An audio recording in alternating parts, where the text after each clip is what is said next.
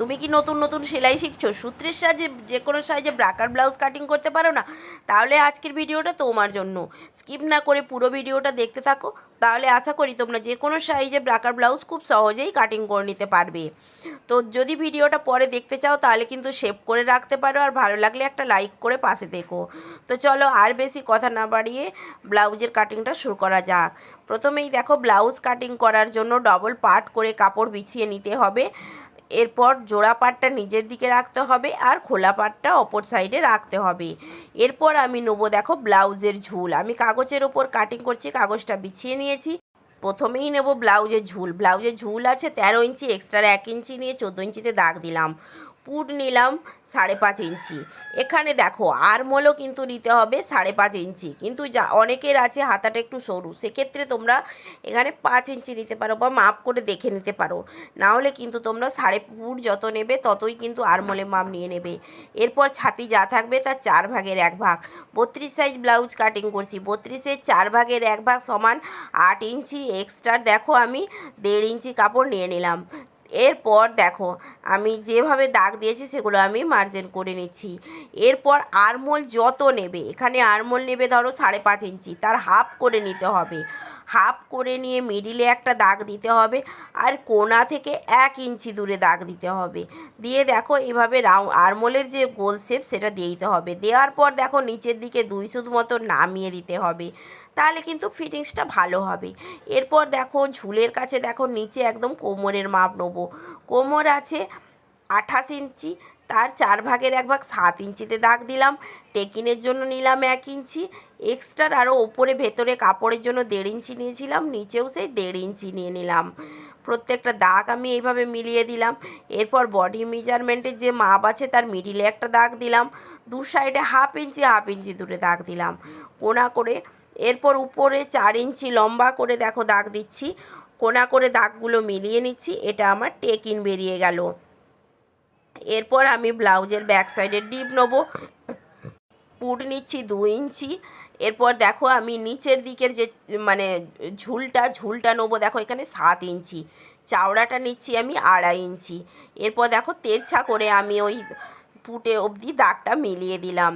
এরপর দেখো আমি এভাবে হালকা করে একটু ডিজাইন করে দিচ্ছি। তোমরা যে যেমন পারবে ব্যাক সাইডের যার পছন্দ মতো ডিজাইন করে নেবে। এরপর দেখো আমি 2 সুত মতো এখানে ডাউন করে দেবো।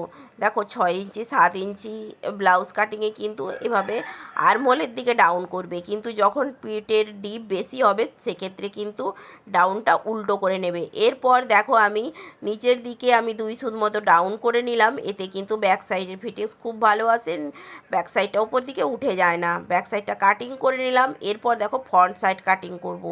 তার জন্য দেখো প্রথমেই আমি একদম ধার থেকে 2 ইঞ্চি দূরে দাগ দিলাম। ওই 2 ইঞ্চি দাগটা দেখো আমি লম্বা করে টেনে নিচ্ছি। এইভাবে দেখো লম্বা করে টেনে নিতে হবে। টেনে নেওয়ার পর আমি যে ব্যাক সাইডটা কাটিং করেছি ব্যাক সাইডটা বসিয়ে দেবো। হুবহুব আমি এরই মাপে 3 ধার ড্রয়িং করে নেবো, আর নিচের দিকটা আমি কোনো ড্রয়িং করব না, ওইভাবেই আমি ছেড়ে দেবো। ব্যাক সাইডটা সরিয়ে দিলাম। সরিয়ে দেওয়ার পর দেখো আমি এখানে আরমোল কত নিয়েছিলাম, এটা আমি সরু হাতের জন্য কিন্তু 5 ইঞ্চি নিয়েছিলাম, তোমরা কিন্তু এটা 5.5 ইঞ্চি নেবে। এরপর ভেতর দিকে হাফ ইঞ্চি কিন্তু ঢুকিয়ে নিলাম।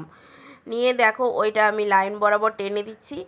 আর পুট যত ইঞ্চি নেবে আরমোলটাও ঠিক তত ইঞ্চি নেওয়ারই চেষ্টা করবে, তাহলে কিন্তু ফিটিংস ভালো হবে, কম নেবে না।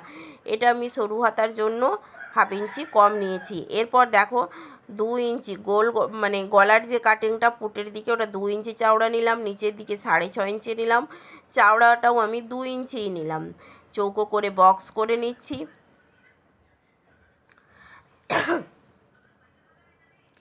এভাবে চৌকো করে বক্স করে নেওয়ার পর আমি একটু রাউন্ড শেপ করে নেবো। দেখো এখানটা আমি এভাবে রাউন্ড করে নিচ্ছি। এরপর দেখো সামনের দিকে আমি আরও 1 ইঞ্চি ওই দাগের ভেতর দিকে বাড়িয়ে রাখলাম, এটা আমার কটরিটা কাটিং করতে কাজে লাগবে। এরপর দেখো আমি এখান থেকে পুট থেকে পয়েন্টের মাপ নিচ্ছি। পুট থেকে পয়েন্ট আছে 9.5 ইঞ্চি, এক্সট্রা 2 ইঞ্চি দিতে হবে। পুট থেকে পয়েন্টের মাপ কিন্তু সবার এক হয় না, কারো ক্ষেত্রে 9 ইঞ্চি, কারো ক্ষেত্রে 9.5 ইঞ্চিতে হয়, সেভাবে মাপ নিতে হবে। এরপর ছাতিকে 10 ভাগ করব। 10 ভাগের আমি এখানে এক ভাগ করে দুবার নিয়ে নেবো। এক্সট্রা আমি সেলাই মার্জিন নিয়ে নেবো। দেখো ছাতি আছে 32, 32-এর 10 ভাগের 1 ভাগ 3.2 করে আমি দুবার নিলাম, সেলাই মার্জিন বাকিটা নিলাম। নিয়ে দেখো আমি একটা দাগ দিয়ে দিলাম। এরপর দু সাইডে দেখো আমি ওপর দিকে 1 ইঞ্চি দূরে দাগ দিয়ে এইভাবে রাউন্ড করে আমি দাগটা টেনে নিচ্ছি। এতে কিন্তু আমার যে কটরির 1 নম্বর পার্টটা এটা আমার বেরিয়ে আসবে। এইটা মিডিল অংশ দাগ দিয়ে দিলাম। এরপর দেখো কোণা থেকে এটা আমি 1 ইঞ্চি দূরে দাগ দিলাম। আর তালপাট যে শেপটা ওখান থেকে দেখো 2.5 ইঞ্চি দূরে দাগ দিচ্ছি। এরপর দেখো এইভাবে কোণা করে আমি দাগটা এইভাবে মিলিয়ে দিয়ে ওই দাগ বরাবর নিয়ে যাব। দেখো এতে কিন্তু আমার কটরির 1 নম্বর যে পার্টটা এটা কিন্তু বেরিয়ে গেল। আর এই যে 1 ইঞ্চি বাড়িয়ে রেখেছিলাম এটা থেকে নিচ পর্যন্ত আমি টেনে নিলাম। এরপর কটরির 2 নম্বর পার্টের জন্য মিডিলের দাগ থেকে নিচের দিকে 1 ইঞ্চি দূরে দাগ দিলাম। ওই দাগটা নিয়ে গিয়ে মিডিলের ছুঁইয়ে দিলাম। অপর সাইডে নিচের দিকে 1/2 ইঞ্চি দূরে দাগ দিলাম। এবার ওই মিডিল থেকে দাগটা নিয়ে গিয়ে 1/2 ইঞ্চিতে মিলিয়ে দিলাম। মিডিল থেকে 3.5 ইঞ্চি নিচে দাগ দিচ্ছি।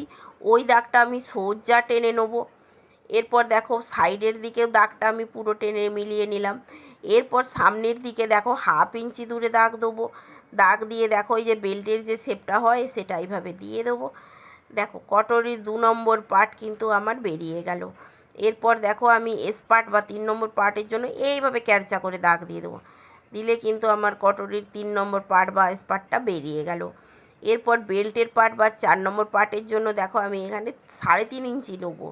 যদি ব্লাউজের ঝুল বেশি করে সেক্ষেত্রে তোমরা 1/2 ইঞ্চি বাড়াতে পারো, নাহলে মিডিল থেকে 3.5 ইঞ্চি নেবে। দিয়ে দেখো সোজা আমি দাগ টেনে দেবো। টেনে দিয়ে দেখো আমি ব্যাক সাইডটা নিয়ে আসবো। ব্যাক সাইডের মাপ বরাবর দেখো আমি এইখানটা সমান করে এভাবে দাগটা দিয়ে দিলাম। দিয়ে দেখো এইরকম টেনে দিলাম। 4 নম্বর পার্টটাও বেরিয়ে গেল। কাটিং করে নিলেই আমার 32 সাইজ ব্রাকার ব্লাউজের কাটিং রেডি। তো আশা করি তোমরা বুঝতে পেরেছো। যদি বুঝতে কোনো অসুবিধে হয় তাহলে কমেন্টে জানিও। ভালো লাগলে একটা লাইক করে দিও। পরবর্তী ভিডিও পেতে পেজটি ফলো রেখো। আর কী ধরনের ভিডিও পেতে চাও তাও কিন্তু তোমরা কমেন্টে জানিও। তো এই দেখো আমার কটরির এই যে 4 নম্বর পার্টটা আমি এখানে কাটিং করে এই যে দেখো রেডি করে নিয়েছি এই ব্যাক সাইড। তো ভিডিওটি কেমন লাগলো কমেন্টে জানাতে ভুলো না। ভালো লাগলে একটা